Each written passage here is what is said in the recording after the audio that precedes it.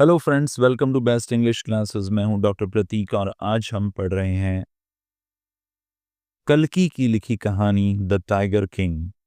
तो ये एक फनी कहानी है, एक हंसी मजाक वाली कहानी है। इसकी समरी मैं आपको दे रहा हूं। तो यहाँ पर एक राज्य है प्रतिबंधपुरम। उनके महाराज हैं जिन्हें टाइगर किंग के नाम से जाना जाता है। जब ये पैदा हुए थे तभी ज्योतिषियों ने प्रिडिक्ट किया था, एस्ट्रोलॉजर्स ने प्रिडिक्ट किया था कि इनकी डेथ एक टाइगर से होगी, एक टाइगर इनको मार देगा। और मैंने आपको बताया कि कहानी फनी है। तो ये जो 10 दिन का छोटा सा बेबी प्रिंस था ना, ये सबको सरप्राइज कर देता है और बड़े लोगों की तरह बोलने लग जाता है अचानक से। और ये एस्ट्रोलॉजर से पूछता है कि बताओ मेरा भाग्य क्या होगा। और जब वो बताते हैं कि तुम्हें एक टाइगर मारेगा तो ये जोर से हंसता है। और ये छोटा 10 दिन का बेबी कहता है कि मैं मौत को हरा दूंगा और सारे टाइगर्स को पहले ही मार दूंगा। 100वां टाइगर मारेगा ना मुझे, मैं उससे पहले 100 टाइगर मार दूंगा। अब जब ये बड़ा होता है तो ये इसको बिल्कुल एक रॉयल इंग्लिश तरीके से बड़ा किया जाता है। अंग्रेज़ों का ज़माना था तो उसी तौर तरीके से इसको बड़ा किया जाता है। जब ये राजा बनता है तो ये टाइगर हंटिंग पे बैन लगा देता है। कहता है कोई भी टाइगर हंटिंग नहीं करेगा, सिर्फ और सिर्फ मैं ही करूँगा। ब्रिटिश ऑफिसर आते हैं एक, वो टाइगर हंट करना चाहते थे पर ये उनको मना कर देता है। पर इसको ये डर भी होता है कि कहीं वो गुस्सा नहीं हो जाएं और मेरे राज्य पे कब्जा नहीं कर लें। इस ट्रबल को अवॉइड करने के लिए वो कुछ महंगे गिफ्ट भेजता है उनकी वाइफ को, ब्रिटिश ऑफिसर की वाइफ को, कुछ गहने से संबंधित। और वो तो भेजता तो इस हिसाब से है कि वो उसमें से चॉइस करके जो पसंद आएगा वो रख लेगी, पर वो तो सारे ही रख लेती है। फिर इसके बाद में वो हंटिंग का काम आगे बढ़ाता है और बहुत सारे टाइगर्स को मारता जाता है अपने किंगडम में। जल्दी एक समय आ जाता है जब टाइगर बचते ही नहीं है उसकी किंगडम में। अभी एक नई समस्या आ जाती है। अभी तक वो 70 टाइगर मार चुका था और उसको तो 100 मारने थे, ताकि वो इस प्रोफेसी को, इस प्रिडिक्शन को, इस भविष्यवाणी को गलत साबित कर सके। हंटिंग आगे बढ़ाने के लिए वो एक ऐसी राजकुमारी से शादी करता है जिसके राज्य में टाइगर हैं।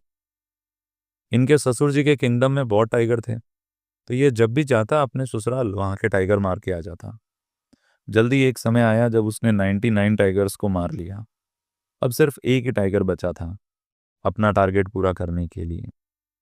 इसने 100वें टाइगर की बहुत खोज की पर इसको कहीं नहीं मिला। अब ये बहुत रेस्टलेस हो गया, बेचैन हो गया और गुस्सा आ गया इसको। उसने सारे ऑफिसर को वार्निंग दी कि जल्दी से जल्दी एक टाइगर को ढूंढो क्योंकि मुझे उसे मारना है। एक दिन उसके सोल्जर्स को एक बूढ़ा टाइगर कहीं मिला किसी जंगल में। राजा ने उसको गोली तो मारी पर एक्चुअल में गोली मिस हो गई। बुलेट जो थी वो मिस हो गई, लगी नहीं उसको। तो ये टाइगर फेंट हो गया, बेहोश हो गया, पर ये मरा नहीं। ये बूढ़ा तो था ही बेचारा, ये उस आवाज़ से गोली की बेहोश हो गया, पर ये एक्चुअल में मरा नहीं। पर यह बात सोल्जर्स ने राजा को नहीं बताई और चुपचाप सोल्जर्स ने टाइगर को मार दिया। उन्होंने इसलिए किया ताकि राजा खुश रहे। राजा को लगा उसने 100 टाइगर मार दिए हैं और अब वो सेफ है। उसने इसको सेलिब्रेट किया अपनी सक्सेस को और अब वो एकदम रिलैक्स हो गया। फिर उसके बेटे का बर्थडे आया जिसमें उसने उसको एक लकड़ी का टाइगर गिफ्ट किया। ये टाइगर की मैन्युफैक्चरिंग अच्छी नहीं थी और उसमें ना एक शार्प स्प्लिंटर निकले हुए थे। स्प्लिंटर मतलब कीलें निकली हुई थी। तो उससे खेलते समय एक स्प्लिंटर जो था, यानी कील जो थी, वो प्रिक हो गई, चुभ गई राजा के हाथ पे। राजा ने इग्नोर कर दिया इस घाव को, सोचा कि छोटा सा है, पर उस घाव में इन्फेक्शन हो गया और वो सीरियस इन्फेक्शन हो गया। डॉक्टर्स ने बहुत कोशिश की उसको बचाने की, राजा को, बट इन्फेक्शन फैल गया, स्प्रेड हो गया। अब राजा को ऑपरेशन की ज़रूरत थी। सबसे बेस्ट सर्जन को बुलाया गया ऑपरेशन के लिए, उसे ठीक करने के लिए। पर ऑपरेशन के बाद डॉक्टर्स ने अनाउंस किया कि राजा की मौत हो गई है। इस प्रकार भविष्यवाणी जो थी एस्ट्रोलॉजर की वो सच हो गई, जो प्रोफेसी थी वो सच हो गई। अब हालांकि राजा को एक रियल टाइगर ने तो नहीं मारा, बल्कि एक खिलौने से, एक लकड़ी के खिलौने से उसकी मौत हो गई।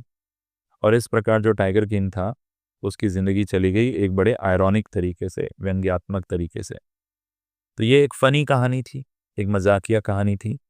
40 छोटे-छोटे वाक्य मैंने बनाए हैं, जिसमें इसकी समरी मैंने आपको दी है। स्टोरी तो थोड़ी बड़ी है और गाइड और 1 वीक में जो लैंग्वेज होती है, वो बड़ी मुश्किल होती है। बड़े हार्ड मीनिंग होते हैं, बड़े-बड़े सेंटेंस होते हैं। ये सारे छोटे-छोटे सेंटेंस हैं। इनके आप आराम से रट्टे लगा सकते हो। All the best for your exams. इसको मैं डिस्क्रिप्शन बॉक्स में डाल दूँगा, वहाँ से लर्न कर लेना और इस वीडियो को 2-3 बार सुन लेना। वीडियो पसंद आया तो फटाफट लाइक कर दो यार और इस चैनल पे नए हो तो सब्सक्राइब कर दो। सब्सक्राइबर बढ़ेंगे तो मोटिवेशन बढ़ेगा। फीडबैक ज़रूर देना कमेंट बॉक्स में, उससे भी बड़ा अच्छा लगता है। डॉक्टर प्रतीक को इजाज़त दो, फिर एक टॉपिक के साथ मिलेंगे। All the best for your exams. अपने क्लासमेट से भी शेयर कर देना इस वीडियो को व्हाट्सएप पे।